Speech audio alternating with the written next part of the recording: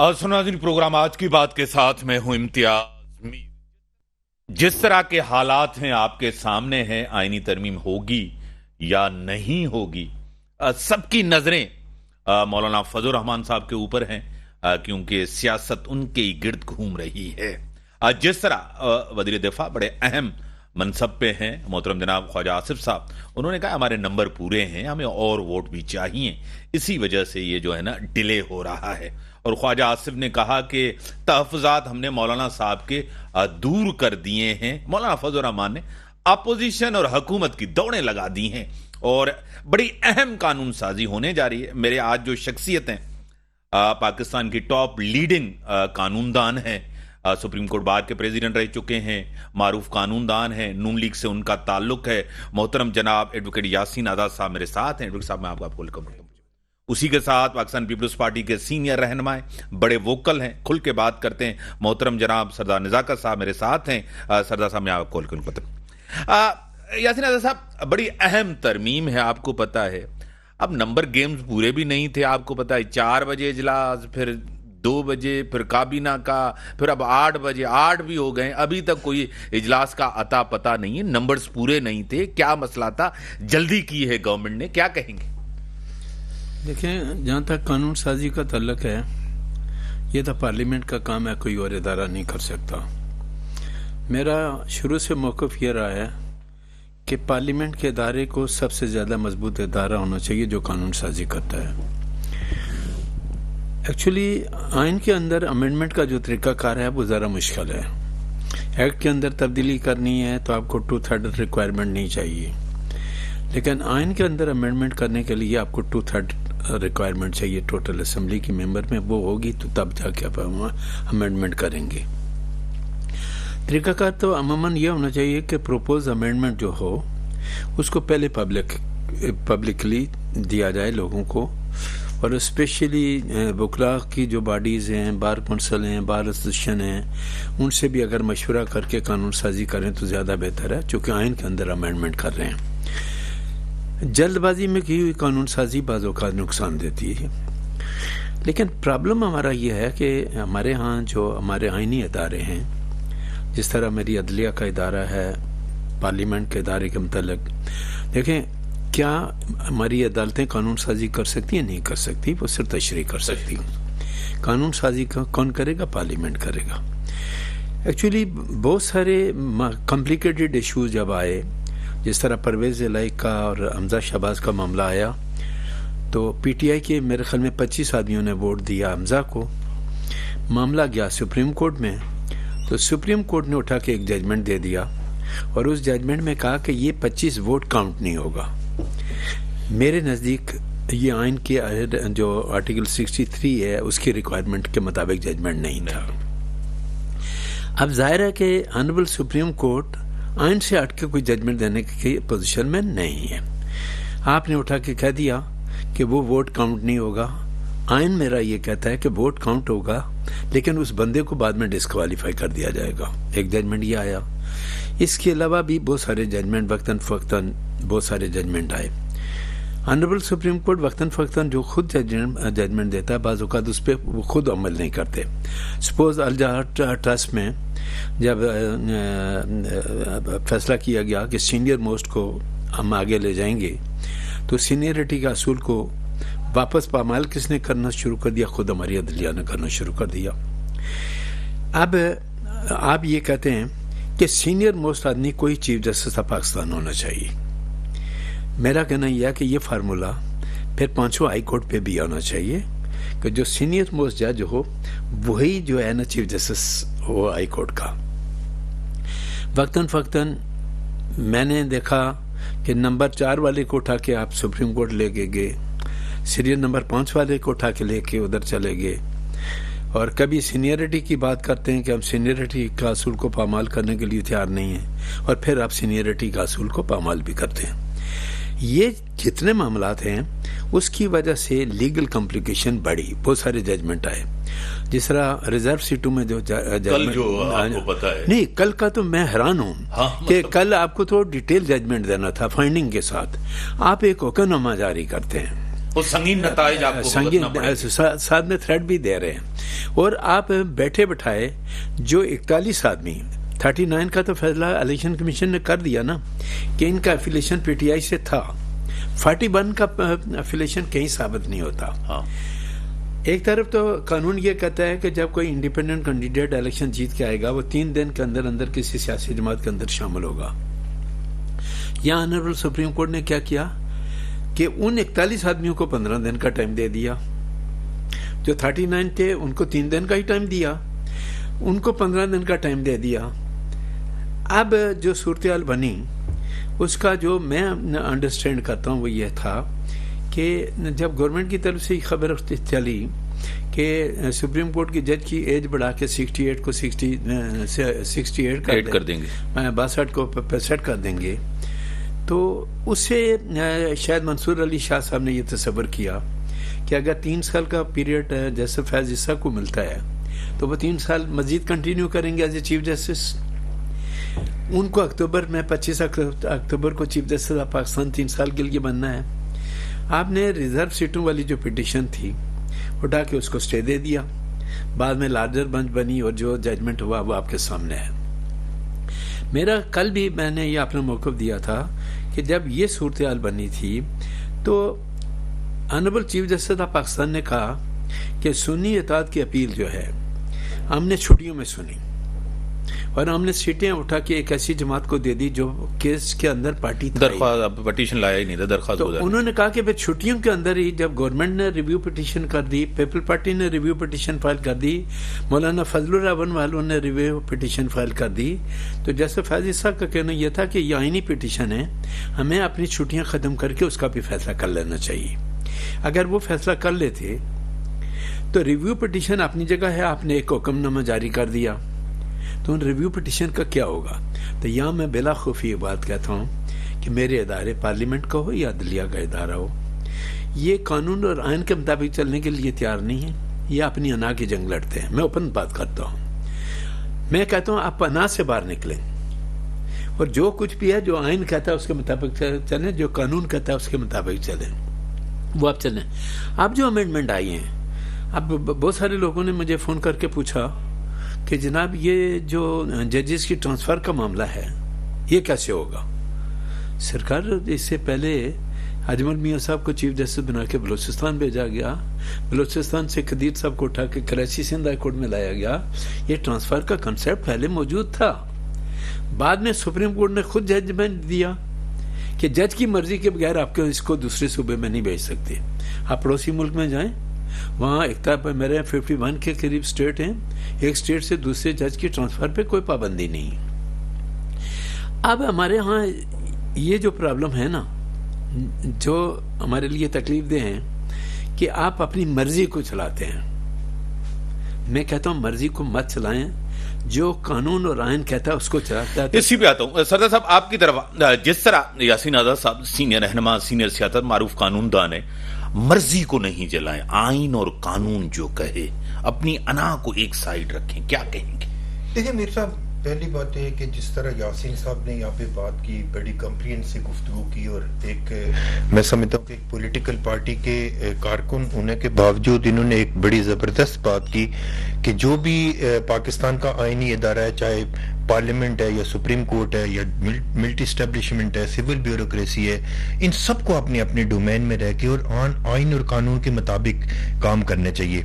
लेकिन बहुत ही अनफॉर्चुनेट है, अगर हम पाकिस्तान की हिस्ट्री में देखें तो हमारा जो ऑनरेबल सुप्रीम कोर्ट है, जिससे पूरे 25 करोड़ लोगों की उम्मीदें वाबस्ता होती हैं, उनके फैसले देख के बहुत हमें अफसोस भी होता है कि वो अपनी मर्जी के मुताबिक फैसले करते हैं। ये मैं नहीं कहता, क्योंकि मैं कोई कानूनदान नहीं हूँ। यासीन आज़ाद साहब माशाल्लाह पाकिस्तान के एक बड़े कानूनदान हैं। अगर ये इस चीज का एतराफ करते हैं एक लाइव शो के अंदर कि अनफॉर्चुनेट है कि पाकिस्तान की जो अदलिया है वो अपनी मनपसंद फैसले पाकिस्तान के ऊपर मुसल्लत कर रहे हैं। देखिए, एक क्लियर एक चीज है कि पाकिस्तान का आइन बनाना, लेजिस्लेशन करना एक पार्लियामेंट का काम है।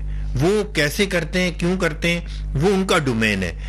अगर पाकिस्तान का सुप्रीम कोर्ट अपने डोमेन के अंदर रह के उस आइन की तशरीह करे, अकॉर्डिंग टू द पार्लियामेंट जो भी लेजिस्लेशन होती है उसको इम्प्लीमेंट करवाने के लिए या तशरीह करवाने के लिए अपना रोल अदा करता है, उसको फैसिलिटेट करता है, तो बहुत अच्छी बात है।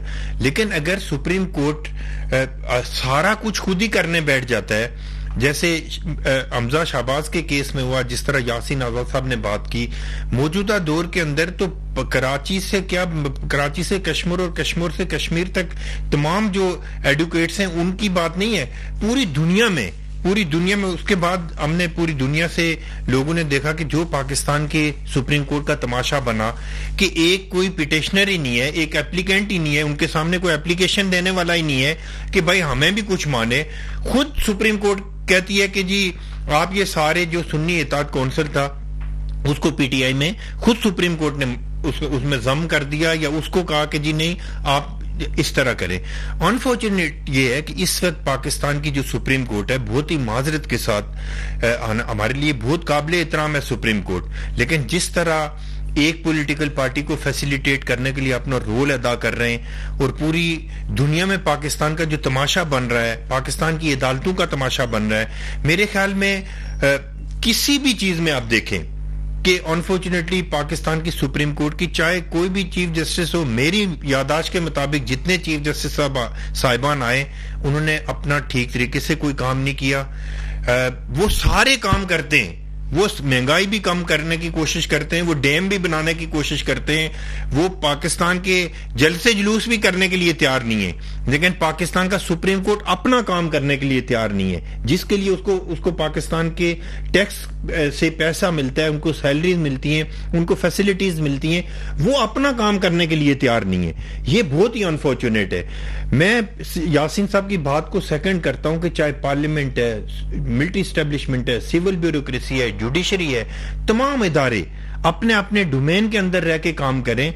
मैं हैरान हूं इस बात पे कि जो कल का फैसला आया है उसमें होना तो ये चाहिए था कि ऑनरेबल सुप्रीम कोर्ट को अपने जो पिछला फैसला उन्होंने दिया था उसकी तशरीह उसका तफसीलन फैसला जारी करना था।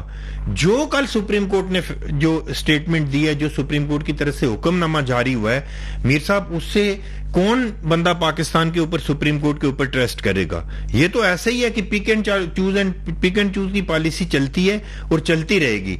अनफॉर्चुनेट ये है कि मैं समझता हूं कि हमारी पार्लियामेंट को भी, मैं इस चीज को एडमिट करता हूं कि हमारी जो पॉलिटिशियन है, पॉलिटिकल लीडरशिप है, उसको भी ये बात सोचनी चाहिए कि हमें पार्लियामेंट के भी जो डोमेन है उससे बाहर निकल के कोई फैसला नहीं करना चाहिए। पॉलिटिकल विक्टिमाइजेशन नहीं होनी चाहिए, पॉलिटिकल पार्टियों की पॉलिटिकल इंजीनियरिंग नहीं होनी चाहिए। ये सारी चीजें अपनी जगह पे, लेकिन जो सुप्रीम कोर्ट का इदारा है वो पाकिस्तान के लोगों की आस और उम्मीद होता है, वो बेहतर तरीके से पाकिस्तान के लोगों को इंसाफ फराहम कर सकता है। लेकिन अगर जो इस वक्त पाकिस्तान के सुप्रीम कोर्ट का तमाशा बना इन 2-3 महीनों के फैसले के बाद, देखें मीर साहब बड़ी सिंपल बात है, अगर आप किसी से भी पूछ लें, एक बिल्कुल अननोइंग आदमी है, अगर आप उससे पूछें कि यार आप और मैं और यासीन साहब पिटिशनर हैं, अगर कोई तीसरा आदमी आके, वो पिटिशनर भी नहीं है, अगर उसके हक में फैसला आ जाता है तो ये तो पाकिस्तान के लोग, पाकिस्तान की सुप्रीम कोर्ट अपना तमाशा बनवा रही है। मैं ये कह रहा हूं, मेरा कहने का मतलब ये है कि अभी भी बहुत सारी चीजें होने की जरूरत है और अभी सारी चीजें अपनी एटीट्यूड के ऊपर रिव्यू करने की जरूरत है। देखें, एक चीफ जस्टिस साहब थे साकिब नसार साहब, वो डैम बनाते फिरते थे। उस वक्त की पाकिस्तान पीपल्स पार्टी के चेयरमैन बिलावल भुट्टो जरदारी साहब की स्टेटमेंट सुन लें, उन्होंने कहा कि ये आपका डोमेन नहीं है, आपका डोमेन है पाकिस्तान के लोगों को इंसाफ फराहम करना। लेकिन उस वक्त भी पीपल्स पार्टी के खिलाफ, पीपल्स पार्टी की लीडरशिप के खिलाफ डेली बेसिस पे एक कैंपेन हुआ करती थी। जो चीफ जस्टिस इफ्तिखार चौधरी साहब को बहाल करवाने के लिए यासीन साहब ने भी हो सकता है रोल अदा किया होगा, सब ने, पाकिस्तान के लोगों ने कुर्बानियां दी। बाद में देखे कि उनका किरदार कैसे रहा है। मैं ये समझता हूं कि ये वक्त है कि पाकिस्तान की पार्लियामेंट के अंदर बैठे हुए तमाम पॉलिटिकल फोर्सेस, मैं कोई पीपल्स पार्टी, नून लीग या मौलाना फजलुर रहमान साहब की बात नहीं कर रहा हूं, कम से कम इतना पार्लियामेंट को स्ट्रेंथन होना चाहिए कि जो लेजिस्लेशन हो उसके ऊपर पाकिस्तान के तमाम इदारे, देखिए पार्लियामेंट सुप्रीम है ना, पाकिस्तान के आइन के मुताबिक पार्लियामेंट सुप्रीम है। पार्लियामेंट सुप्रीम है तो फिर पार्लियामेंट के नीचे मिलिट्री एस्टेब्लिशमेंट को भी होना चाहिए, सिविल ब्यूरोक्रेसी को भी होना चाहिए, जुडिशरी को भी होना चाहिए, प्रोविंशियल जितने इदारे हैं उनको भी पार्लियामेंट के नीचे होना चाहिए।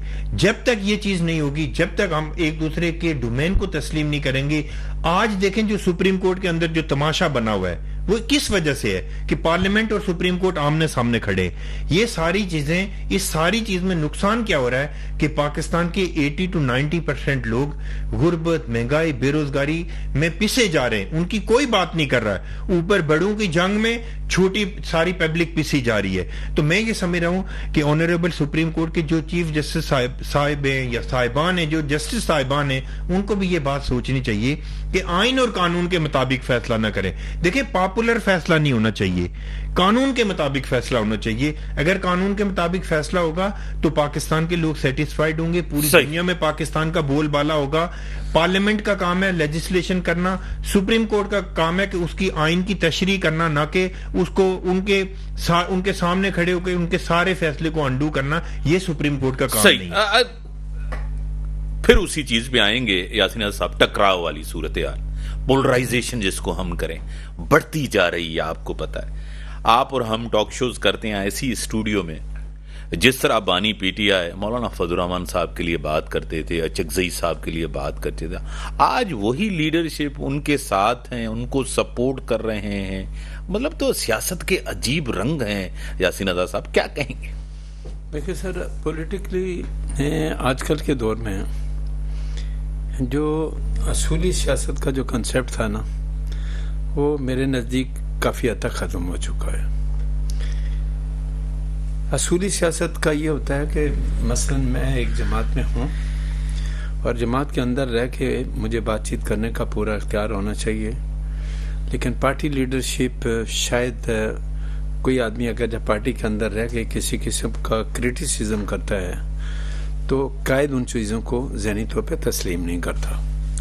एक तरफ हम यह नारा लगाते हैं कि हमारे यहाँ जमहूरियत है, हम एक जमहूरी मुल्क हैं, हमारे यहाँ पार्लिमानी सिस्टम है। आज देखें, एक अमेंडमेंट आप ये भी ला रहे हैं कि बलूचिस्तान की जो सीटें हैं उसको बढ़ा, अब वो अमेंडमेंट है 60 से मेरे ख्याल में 85 कर रहे हैं। तो बहुत सारी चीज़ें देखें, जो अमेंडमेंट का जो तरीक़ाकार है, जिस तरह मैंने पहले भी कहा कि आप एक तरीका आइन के अंदर तय करें कि सुप्रीम कोर्ट का चीफ जस्टिस वही बनेगा, 3 का पैनल होगा, 5 का बहुत अच्छी तजवीज़ है, होनी चाहिए। यही कानून आर्मी चीफ के लिए है कि आर्मी चीफ 5 आदमियों के नाम भेजता है, प्राइम मिनिस्टर 5 में से किसी एक आदमी को करता है। सुप्रीम कोर्ट की तारीख में ये डिस्प्यूट कभी नहीं आया था, सीनियर मोस्ट जज था, वही चीफ जस्टिस बनता था। अब वो पोस्ट भी किसी हद तक हमने डिस्प्यूटेड बना दी, यानी जिस पे हमारा कोई झगड़ा कभी नहीं था वो भी अब झगड़ा शुरू हो गया। इसी तरह हाई कोर्ट में आप अंदाज़ा करें कि मुझे वो वक्त याद है कि जस्टिस हाकिम साहब जब चीफ जस्टिस पाकिस्तान थे तो उन्होंने सिंध हाई कोर्ट में नंबर 1 से पूछा, आप चीफ जस्टिस रहने चाहते हैं? उन्होंने कहा हाँ, मैं चीफ जस्टिस रहने चाहता हूँ। 2 से पूछा, आप चीफ जस्टिस बनना चाहते हैं? उन्होंने कहा बनना चाहता हूँ। 3 को कहा बनना चाहता हूँ, तो उन्होंने कहा जी आप तीनों चीफ जस्टिस, 4 वाला उनका खास आदमी था, उन्होंने कहा 4 वाला चीफ जस्टिस नहीं बनना चाहता, मैं इसको एक प्लानिंग के तहत लेके गए और उसको चीफ जस्टिस पाकिस्तान बनना है। अब ये कानून साजी अगर हो जाती है 5 का पैनल वाला, तो उनका मामला मुझे बनता हुआ नजर नहीं नजर आता। तो ये देखें, फिर वही जुमला आता है कि इसका मतलब ये हो गया कि हम कोशिश करते हैं कि मेरी मर्जी जो है, मैं ओपनली कहता हूँ कि जिस तरह मेरे छोटे भाई ने भी कहा कि पार्लियामेंट का इदारा कानून साज इदारा है, उसको सबसे ज़्यादा ताकतवर इदारा होना चाहिए।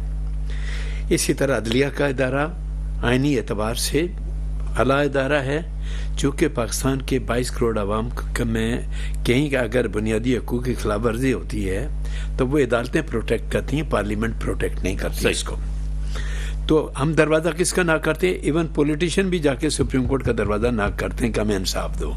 यही होता है ना सर। इलेक्शन कमीशन का मैं आज भी कहता हूँ आइनी अदारा है, मैं फ़ौज पाकिस्तान को आइनी अदारा नहीं कहता, कौमी अदारा कहता हूँ, क्योंकि वो गवर्नमेंट सर्वेंट में आते हैं, even chief of army staff भी जो गवर्नमेंट। लेकिन चीफ इलेक्शन कमिश्नर के खिलाफ वो बेचारा कोई फैसला करता है, हर तीसरे दिन कोई ना कोई हाई कोर्ट का जज उसके खिलाफ स्टे दे देता है। मैं कहता हूँ क्यों करते हैं? कम से कम इसकी जो आईनी हैसियत है उसको रहने तो दें ना कम से कम। और अगर आपको कोई करना भी है तो कोई मेजर डिफॉल्ट अगर आप होता है, आप अभी आपने उठा के डायरेक्ट सुप्रीम कोर्ट ने ये कह दिया कोई अपील नहीं, अपील का टाइम गुजर गया।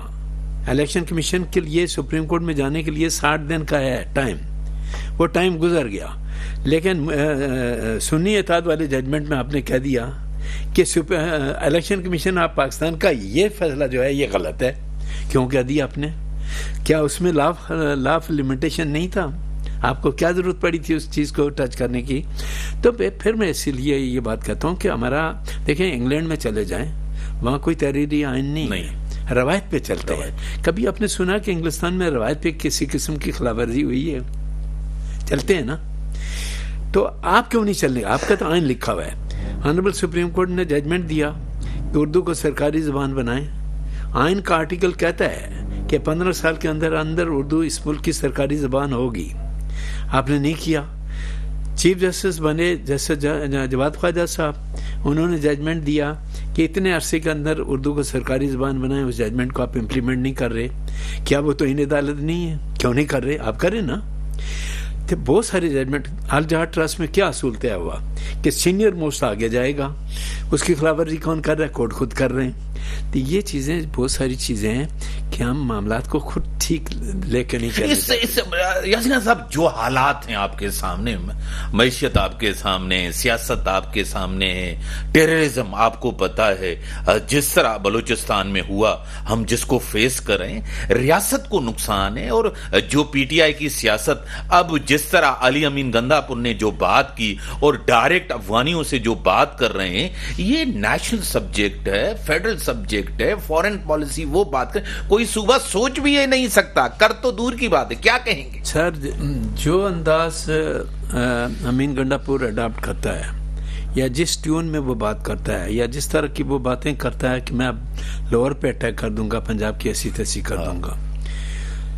पार्लिमानी सिस्टम में जो दूसरे ममालिक से नेगोशिएशन का इख्तियार सिर्फ फेडरल गवर्नमेंट का होता है, सूबाई हुकूमत का नहीं होता। तो क्या गंडापुर से ये पूछें कि कभी उसने 1973 के आइन को पढ़ा भी है कि उसके अंदर क्या लिखा हुआ है, क्या नहीं लिखा हुआ है? या जो ट्यून वो इस्तेमाल करता है। मैं आज भी दावे के साथ कहता हूं कि पीटीआई के लोग बजाते खुद नहीं चाहते कि पीटीआई का रहनुमा बाहर आए। आज हर आदमी लीडर बना हुआ है।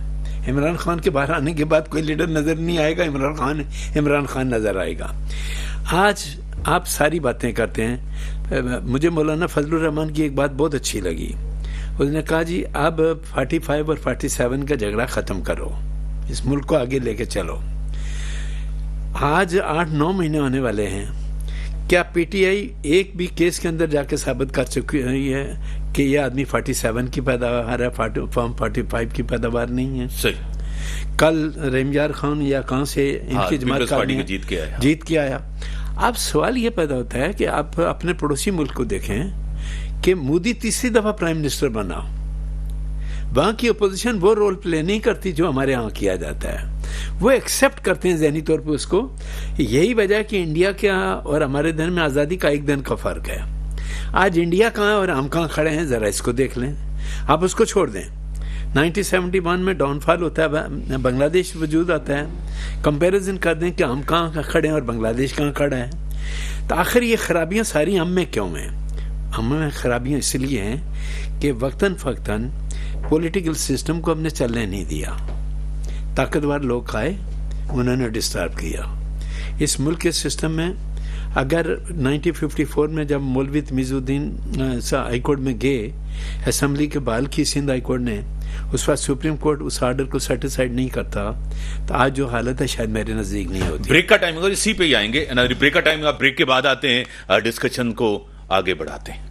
वेलकम यासीन साहब। हाँ, जिस तरह आप तारीख के मिसालें दे रहे थे कि क्या क्या नहीं हुआ, आज जो हमारी हालत है मुआशी सियासी जो कशमकश है आपके सामने, हाँ कहें कुछ। देखिए सर, माशी एतबार से मैं ये समझता हूँ कि पता नहीं हम संभल पाएंगे या नहीं करेंगे। जिस तरह का अभी फेडरल गवर्नमेंट के बाद एक्शन जो है, जिस तरह कई वजारतें ख़त्म कर रहे हैं। कल भी मुझे इस्लामाबाद से एक दोस्त ने फ़ोन किया कि 1 से लेके 15 ग्रेड के तमाम लोगों को कहते हैं पैसे लो और हमारी जान छोड़ो। हुकूमत का काम रोज़गार देना है, रोज़गार ख़त्म करना नहीं है। यहाँ जब आप वजारतें ख़त्म करते हैं तो वो जो सरप्लस स्टाफ है आप उसको कहीं ना कहीं एडजस्ट करें ना। आप सब मेरी इतलात के मुताबिक 60,000 से ज़्यादा मुलाजमीन को आप फारिग करने के चक्कर में है, राइट। आप 60,000 में शायद 1 साल या 2 साल के IMF से जान छुड़ा लें। वो 60,000 आदमी जब बेरोज़गार होगा तो वो कहाँ जाएगा? अच्छा, माशी एतबार से आप देखें कि पिछले 3-4 महीने पहले की जो रिपोर्ट है कि हमारी हुकूमत ने 3 अरब 60 करोड़ डॉलर टैक्स जो इंटरेस्ट था वो IMF को दिया। 7 अरब डॉलर के लिए भागदौड़ कर रहे हैं। 3 अरब 60 करोड़ डॉलर आपने इंटरेस्ट में उठा के दे दिया, वो वही रकम उठा के वापस देगा ना आपको, जाहिर बात है ना। तो सवाल ही पैदा होता है कि इन क्राइसिस से निकलने के लिए आपको जो बात स्टेप हैं वो लेने चाहिए। जिस तरह बिजनेसमैन कम्युनिटी है, मैं कहता हूँ कि जो आदमी उस इतनी अमाउंट कमा लेता है कि वो टैक्स के अंदर आता है। एक दुकानदार अगर साल का 5,000 रुपया भी कर ले कि मैं साल के अंदर 5,000 रुपया महीने का के हिसाब से कर ले और वो 5,000 या 10,000 टैक्स देना शुरू कर दे तो मुमकिन हमारे हालात बेहतरी की तरफ जाए। हम आप दुनिया में कहीं भी चले जाएं तो क्रेडिट कार्ड से आप जो शॉपिंग करेंगे तो वो 40% एडवांस टैक्स काट लेते हैं, लेकिन बदले में क्या देते हैं, जब आप रिटायर हो जाते हैं तो वो बाकायदा आपको एक किस्म का अमाउंट देते हैं कि आप अपनी ज़िंदगी गुजारें, आपने हमें इतना दिया हुआ है। हम सारा कुछ देते हैं लेकिन रिटायर होने वाले को कुछ नहीं मिलता। और बड़े बड़े लोगों का जो तनख्वाहें हैं, एक लेबर को आप 37,000 देके बड़ा आसान करते हैं, हाँ। और दूसरी तरफ बैंक का स्टेट बैंक गवर्नर की ज़रा तनख्वाह लेके 50 लाख से ज़्यादा तनख्वाह है। हमारे जजेस ऑनरेबल सुप्रीम कोर्ट हो या हाई कोर्ट हो 15 लाख 16 लाख से ज़्यादा तनख्वाहें हैं। बाज़ नेशनल बैंक के प्रेसिडेंट की तनख्वाह देखें तो 50 लाख से कम नहीं है। तो उन लोगों के लिए इतनी अमाउंट और गरीब आदमी के लिए बड़ी मुश्किल से 37, तो फिर लोग आपको क्यों पसंद करेंगे? कोई वजह तो होनी चाहिए। सही सदर साहब, जिस तरह यासीन आज़ाद साहब ने भी कहा उसी पे आते हैं। सियासत आपको पता है जहां सियासी इस्तेकाम होता है मुआशी इस्तेकाम भी आता है। आपको पता है जिस तरह इलेक्शन हो गए, आपको पता है हुकूमत बनी, हुकूमत आगे बढ़ती जा रही है, हुकूमत अपना टाइम पूरा करे या आप उसको अगर हुकूमत को घर भेजना चाहते हैं तो आईनी तरीका है, तहरीक अदम एतमाद लाएं और हुकूमत को घर भेज दें। इस वक्त भी हालात वही हैं जो इलेक्शन के दौरान हालात थे। आपको पता है असूली सियासत की बात की, असूली सियासत कहां रही है, अवामी सियासत कहां रही है, कौमी सियासत कहां रही है, क्या कहेंगे सरदार साहब? देखिए मीर साहब, मैं एक चीज आपको बताऊं कि चार्टर ऑफ डेमोक्रेसी के बाद काफी चीजें पाकिस्तान के अंदर बेहतर हुई हैं। कोई इस बात को माने या ना माने, ज़ाहिर है एक बड़ी पॉलिटिकल लीडरशिप थी, उनके दरमियान COD साइन हुआ और उसमें काफी चीजों की इम्प्रूवमेंट हुई है। और कम अज कम जो बिलो दी बेल्ट पॉलिटिक्स थी पहले भी थी, ये बात अगर कोई बोले कि पहले नहीं थी, लेकिन इतनी जो गिरी हुई सियासत थी पाकिस्तान के अंदर, इसको इंट्रोड्यूस करवाने के लिए PTI के जो बानी है उन्होंने अपना रोल अदा किया है। आज देखें ना, आज KPK का जो चीफ मिनिस्टर है जो इस्लामाबाद में खड़े होकर वो बात करता है, आज पूरे पाकिस्तान के लोग ये पूछना पसंद कर रहे हैं कि कोई पाकिस्तान का किसी भी सूबे का, छोटे सूबे का लीडर, बलूचिस्तान का कोई लीडर, सिंध का कोई लीडर अगर इस तरह की जबान इस्तेमाल करेगा तो वो घर जा सकेगा? जुल्फकार अली भुट्टो को, शहीद को आपने फांसी दे दी। आपने इस कराची का एक बड़ा लीडर था जो लंदन से होकर तकरीरें करता था, आप इंसाफ करें कि उसकी जो स्टेटमेंट थी वो इससे कम थी या ज्यादा थी जो PTI के लोगों की स्टेटमेंट है। जब आप डबल स्टैंडर्ड करेंगे, जब आप डबल स्टैंडर्ड पाकिस्तान के अंदर उसके मुताबिक चलेंगे तो मेरे ख्याल में लोगों के अंदर एक एहसास महरूमी जरूर होगी।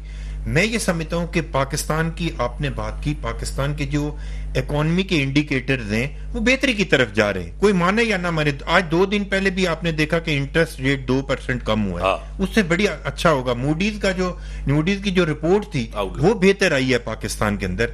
अगर पॉलिटिकल स्टेबिलिटी आ जाती है, पाकिस्तान के अंदर आईनी इदारे सारे काम कर रहे हैं, तो मैं समझता हूं कि पाकिस्तान आगे जा सकता है। लेकिन एक साजिश के तहत एक तमाशा लगाया जाता है पाकिस्तान के अंदर कि इंटरनेशनल जो इन्वेस्टर है, डायरेक्ट जो इन्वेस्टमेंट आती है, जो फॉरेन एक्सचेंज आता है, वो ना आए पाकिस्तान के अंदर। ये बड़ा अनफॉर्चुनेट है। पाकिस्तान पीपल्स पार्टी के चेयरमैन बिलावल भुट्टो जरदारी साहब ने पीटीआई की गवर्नमेंट में फ्लोर ऑफ द हाउस पे खड़े होकर कहा कि आप इकोनॉमी के ऊपर कोई चार्टेड करें, हम तैयार हैं। नून लीग के दोस्तों ने खड़े होकर कहा कि इमरान खान साहब अगर इकोनॉमी के ऊपर कोई चार्टेड करना चाहते हैं तो हम इस चीज पे प्रिपेयर है। लेकिन सिवाय धमकियां देने के, बदमाशी करने के अलावा पीटीआई की गवर्नमेंट ने कुछ नहीं किया। लेकिन सवाल यह पैदा होता है कि उन लोगों को लाने वाला कौन था, उन लोगों का फैसिलिटेटर कौन था। आप यूरोपीय यूनियन का जो ऑब्जर्वर डेलीगेशन आया था 2018 के इलेक्शन में, उसने जाके लिखा कि 80% फेक इलेक्शन हुआ है और 80% पीटीआई को लाने के लिए एक इदारे ने अपना कंधा फ्राहम किया है। हमारी लॉ एनफोर्समेंट एजेंसीज ने कंधा फ्राहम किया इमरान खान को फैसिलिटेट करने के लिए और उसको प्राइम मिनिस्टर बनाने के लिए। एक बंदे की अगर काउंसलर बनने की कैपेसिटी नहीं है, अगर आप उसको मुल्क का प्राइम मिनिस्टर बना देंगे तो फिर यही हालात होंगे। आज देखें ना, जिन लोगों के सामने, जो गंडापुर साहब जैसे लोग जिन नौजवानों के सामने खड़े होकर स्पीच कर रहे हैं, आप मुझे सिर्फ इंसाफ से बताएं कि पाकिस्तान के चारों सूबे हों, गिलगित बल्तिस्तान हो, आजाद कश्मीर हो, कोई नौजवान सियासत करना पसंद करेगा? जिस तरह की लैंग्वेज इस्तेमाल की गई, जिस तरह मरियम नवाज का नाम लेके जिस तरह की बात की गई, ये बहुत अनफॉर्चुनेट है। मीर साहब की कोई हल्की बात नहीं है या कोई मजाक बात नहीं है। पाकिस्तान के लोग पॉलिटिकल लीडरशिप से, पाकिस्तान के लोग एक्सप्रेशंस लेते हैं, उनसे सीखते हैं।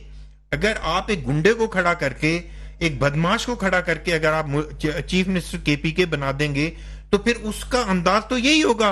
अच्छा, अनफॉर्चुनेट क्या है मीर साहब कि इमरान खान की पार्टी के अंदर जो सबसे ज्यादा गुस्ताख है, जो सबसे ज्यादा गालियां देना जानता है, जो सबसे बड़ा बदमाश है, जो सबसे ज्यादा नायल है, उसको सबसे बड़ा ओहदा दिया जाता है। मैं ये समझता हूं कि सीओडी के बाद, चार्टर ऑफ डेमोक्रेसी के बाद पाकिस्तान के अंदर एक माहौल पैदा हुआ था कि पाकिस्तान की तमाम पॉलिटिकल लीडरशिप बैठी थी। आपको याद होगा कि 2008 में इलेक्शन हुआ तो पाकिस्तान पीपल्स पार्टी के चेयरमैन बिलावल भुट्टो जरदारी साहब और आसिफ अली जरदारी साहब ने जो मोहतरमा बेनजीर भुट्टो शहीद की जो रिकंसिलिएशन की पॉलिसी थी, उसके मुताबिक आगे चले। हम उन लोगों के पास भी गए कि जो शहीद जुल्फकार अली भुट्टो और मोहतरमा बेनजीर भुट्टो की शहादत पे जिन्होंने मिठाइयां बांटी, खुशियां की, हमने मुल्क के लार्जर इंटरेस्ट के लिए पाकिस्तान खपे का नारा लगाया। हम मुल्क के लार्जर इंटरेस्ट के लिए मियां नवाज शरीफ साहब के पास गए, चौधरी शुजात के पास गए, सबके पास गए। एक अच्छा एटमोसफेयर था। 2013 में इलेक्शन हुआ, आपके सामने की बात है। मियां नवाज शरीफ साहब को एक मैंडेट मिला, पाकिस्तान की अवाम ने मैंडेट दिया, इलेक्शन हुआ। उस इलेक्शन पे बहुत सारे क्वेश्चन मार्क्स थे, लेकिन पाकिस्तान पीपल्स पार्टी की लीडरशिप ने मियां नवाज शरीफ को ना सिर्फ मुल्क का प्राइम मिनिस्टर तस्लीम किया, आपके सामने की बात है कि पूरी तरह से सपोर्ट किया।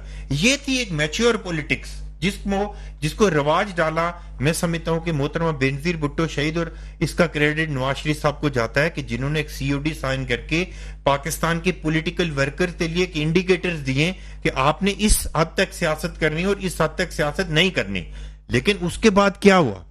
फिर जो फैसिलिटेटर थे, जो हमारी इंटेलिजेंस के चीफ थे, उन्होंने अपना एक पुतला खड़ा किया। पाकिस्तान के अंदर इतने गीत गाए गए, हमारे अदलिया ने भी उसमें रोल अदा किया। किसी को सिजिलियन माफिया करार दिया गया, किसी को गुड टू सी यू करार दिया कहा गया। तो ये सारी चीजें अपनी जगह पे हैं। मैं आज भी समझता हूं कि अगर पाकिस्तान के मसाइल हल करना चाहते हैं, पाकिस्तान के लोगों के दुख और तकलीफ दूर करना चाहते हैं, तो हमारी पॉलिटिकल लीडरशिप को रिकंसिलिएशन की तरफ जाना चाहिए। अगर कोई रिकंसिलिएशन की तरफ नहीं जाता, पॉलिटिकल डायलॉग नहीं होता, तो मेरा नहीं ख्याल कि पाकिस्तान के अंदर कोई डायरेक्ट इन्वेस्टमेंट आ सकेगी। मैं मानता हूं ये चीज कि अगर आप पूरी दुनिया के अखबार आज उठा के देख लें, शिकागो ट्रिब्यून देख लें, न्यूयॉर्क टाइम देख लें, हिंदुस्तान के अखबार देख लें, उसमें पाकिस्तान के जो इकोनॉमी के इंडिकेटर्स हैं वो उनकी बेहतरी की निशानदेही कर रहे हैं, लेकिन हमें पॉलिटिकल स्टेबिलिटी की जरूरत है, हमें लॉ एनफोर्समेंट एजेंसीज को हमारा लॉ एंड ऑर्डर मेंटेन करने की जरूरत है, फिर जाके हमारी जो इन्वेस्टमेंट आएगी मुल्क आगे लेके जा सकेंगे। लेकिन आज भी अगर पाकिस्तान के लोग, पाकिस्तान के अवाम देख रहे हैं कि जिस तरह पीटीआई के लोगों को रिलीफ दिया जाता है, जिस तरह की गालियां और गोली की सियासत करने के बावजूद, आप मुझे सिर्फ एक बात बताएं मीर साहब, मैं मानता ही नहीं हूं कि सिंध और बलोचिस्तान से अगर किसी बंदे ने 9 मई किया होता तो आज सारे मेरे ख्याल में तख्तादार पे लटक चुके होते। लेकिन अनफॉर्चुनेट यह है कि आज इमरान खान को, जुल्फकार अली भुट्टो शहीद को फांसी दी गई, मोहतरमा बेनजीर भुट्टो शहीद को लियाकत बाग में शहीद किया गया, मियां नवाज शरीफ साहब को किस तरह की जेल काटी गई, उनको अपनी बीवी के जनाजे पे फरियाल तारपुर साहिबा को 1.5 करोड़ रुपए की अपने अकाउंट से दूसरे अकाउंट में ट्रांजैक्शन की कितनी बड़ी सजा दी गई। लेकिन आज पाकिस्तान का पॉलिटिकल जो वर्कर है वो सवाल करना तो उसका बनता है ना कि आप उसके कंपाउंड में अब आप सारी जिम की एक्सरसाइज की मशीनें भी रख रहे हैं, आप उसको हर तरह की फैसिलिटेट भी कर रहे हैं, तो फिर पाकिस्तान के लोगों का सवाल बनता है ना कि फिर सूबे की बात तो करेंगे कि ये सारी चीजें। अच्छा, कोई बंदा मुझे बताए, अगर बलूचिस्तान का कोई बंदा उठ के अली अमीन गंडापुर की स्टेटमेंट दे वो अपने घर जा सकता है? सिंध का कोई आदमी उठ के जा सकता है? लेकिन ये डबल स्टैंडर्ड हमें खत्म करने पड़ेंगे। इस वक्त मेरा एक नुक्ता नजर है, मीर साहब आपको पता है मैं अपनी पार्टी की वकालत जरूर करता हूं, लेकिन जो चीजें गलत होती हैं मैं उसको मीटिंगों के अंदर भी बात करता हूं और आज टॉक शो के अंदर भी हमेशा बैठ के ये बात करता हूं। आज दिन को भी मैंने एक जगह पे बात की कि हमें जरूरत इस अमर की है कि पाकिस्तान की इस वक्त जो पॉलिटिकल लीडरशिप है, मैच्योर लीडरशिप है। आसिफ अली जरदारी साहब मुल्क के प्रेसिडेंट हैं, नवाज शरीफ साहब मुल्क के अंदर बैठे हुए हैं, शहबाज शरीफ साहब काम कर रहे हैं। जरूरत इस अमर की है कि उन लोगों का रास्ता रोकना है जो पाकिस्तान को डिस्टेबलाइज करने की कोशिश कर रहे हैं। सही, यासीन आज़ाद साहब बड़ी जबरदस्त बात कही। आपको पता है कि पीटीआई की सियासत बानी पीटीआई वो मुल्क में इस्तेहकाम नहीं चाहते, चाहे मुआशी इस्तेहकाम हो चाहे सियासी इस्तेहकाम हो, वो नहीं चाहते कि ये मुल्क आगे की तरफ जाए और आगे जाके जिस तरह मीसा के जमहूरियत हुआ, शहबाज शरीफ ने मीसा के मैशियत का कहा था, आज चेयरमैन पाकिस्तान पीपल्स पार्टी बिलावल भुट्टो साहब मीसा के पार्लियामेंट की बात करें, क्या कहेंगे? देखें सर, जिस तरह हमारे दरमियान डिस्कशन हो रही है उसके मुताबिक हमें और आपको ये देखना पड़ेगा कि ये जो हमारी स्टेट है इसको क्राइसिस से निकालने के लिए क्या तरीक़ाकार होना चाहिए। स्टेट को क्राइसिस से निकालने का, माशी क्राइसिस से निकालने का या जो भी तरीक़ाकार है, मैं कहता हूँ कि पाकिस्तान की तमाम पॉलिटिकल पार्टीज बाशमूल पीटीआई के, जिनसे तक को बहुत कम है, वो अपने इख्तलाफात जो भी हैं अपनी जगह मेंटेन करें, लेकिन 1 पॉइंट एजेंडे पे ज़रूर आएँ। वह एजेंडा ये होना चाहिए कि पाकिस्तान को क्राइसिस से कैसे निकाला जाए, पाकिस्तान की माशी सूरत-ए-हाल को कैसे बेहतर बनाया जाए और IMF से अपनी जान कैसे छड़ाई जाए। ये 3 पॉइंट रख लें और इस पर आपस में बैठ के कंप्रोमाइज़ करें और कहेंगे हमने पाकिस्तान को इन क्राइसिस से निकालना है। सही देखें, पाकिस्तान माशी एतबार से अगर एक बेटर पोजीशन में आता है और IMF से हम भीख मांगने के बजाय किसी को भीख देने की पोजीशन में आ जाएं, तो आपकी रिस्पेक्ट तब भी बनेगी जब माशी तौर पर आप इस्तेकाम हासिल करेंगे। अगर आपकी यही सूरत रहती है तो आप दूसरे मुल्कों की नज़रों में आपका कोई मकाम नहीं बनेगा। हर आदमी ये प्रिज्यूम करता है कि ये आए हैं शायद पैसा मांगने के लिए आए हैं। ये कंसेप्ट ख़त्म होना चाहिए। अब ये कंसेप्ट कौन करेगा? ये कंसेप्ट हमारी पाकिस्तान की तमाम सियासी जमातें जो पार्लियामेंट के अंदर बैठी हैं या पार्लियामेंट से बाहर हैं। मैं आज भी कहता हूँ कि इमरान खान को अगर किसी one way or the otherwise, जिस तरह मेरे छोटे भाई ने कहा कि उनको कान लोग लेके आए, ताकतवर लोग लेके आए, दुनिया को पता है। मैं जिस इमरान खान को जानता हूँ 99 से जानता हूँ, कोई आज से नहीं जानता, 99 से जानता हूँ। कराची बार में सबसे पहले मैंने उसका एड्रेस कराया था, उस माने से मैं जानता हूँ। वो पॉलिटिकल माइंड का बंदा है ही नहीं है, पॉलिटिकल माइंड का बंदा है ही नहीं है। और उसकी तबीयत ऐसी है, वो ये चाहता है कि जो मैं कहता हूँ सही है गलत है आप उसको एक्सेप्ट करें। लेकिन इसके बावजूद अब देखें, आपका एक एज पीरियड है। आज मेरी अगर एक एज है तो मुझे डिफरेंट वे में बात करनी चाहिए। तो आपको एक साथ बैठने में क्या एतराज़ है? जिस तरह मिसाल के तौर पर मैंने कई जगह जलसों में ये बात कही, मसलन एक छोटी सी बात करने लगा हूँ, कश्मीर के हवाले से मैं अमूमन बात करता हूँ। मैं कहता हूँ कि कश्मीर का इशू एक बर्निंग इशू है ना सर, यस, इंटरनेशनल इशू है ना। मैं हर जलसे में ये बात कहता हूँ कि पाकिस्तान की तमाम सियासी जमातें अपनी सियासत करें, लेकिन कश्मीर इशू पे एक प्लेटफॉर्म पे आ जाएं और खाली ये इस बात का तयन कर लें कि हमने कश्मीरियों की आज़ादी में क्या रोल प्ले करना है। उस पर तो खिलाफ तो नहीं है ना, हर आदमी कश्मीर के नाम से सियासत तो करता है ना। अब ये तमाम चीज़ें जब तक हम पाकिस्तानी होकर, पाकिस्तानी नेशनल होकर एक कौमी सोच के साथ इन तमाम मामलात को लेकर आगे नहीं चलते, हम मामलात को ठीक नहीं कर सकते। आज पार्लियामेंट किस लिए बनाती है? पाकिस्तान के 25 करोड़ आवाम इलेक्ट करके आपको पार्लियामेंट के अंदर क्यों भेजते हैं? कि जाएं अपने मसले मसाइल का हल वहां निकालें। यकीन करें कि मुझे शर्म आती है कि पार्लियामेंट के अंदर 22 स्पीचेज ऐसी हैं जो मैं आपके प्रोग्राम में जुमला नहीं दोहरा सकता। तो पार्लियामेंट के लोगों की ये जिम्मेदारी बनती है कि अपने इश्यूज को पार्लियामेंट के अंदर बैठ के तय करें। बड़ी मेहरबानी सर आपकी, आप आए सदर साहब, आपकी बड़ी मेहरबानी। पार्लियामेंट मजबूत होनी चाहिए, जमहूरी सिस्टम चलना चाहिए, इसमें अवाम को रिलीफ है। सियासी जमातें, जो पुरानी सियासी जमातें जिनकी स्ट्रगल है, कुर्बानी है जमहूरियत के लिए, पाकिस्तान पीपल्स पार्टी, नून लीग, उनके ऊपर बड़ी जिम्मेदारी आए। तो कौमी इश्यूज पे सब सियासी जमातें एक साथ होनी चाहिए। पीटीआई की सियासत, पीटीआई का रवैया, वो नहीं चाहते कि मुआशी इस्तेकाम और सियासी इस्तेकाम आए, अदम इस्तेकाम रहे और इसके ऊपर हम सियासत करें जो मुल्क के लिए, रियासत के लिए, इस वतन के लिए, इस धरती के लिए ये सियासत जो है ना नुकसानकार है। इसी के साथ ही इजाज़त, अल्लाह हाफ़िज़।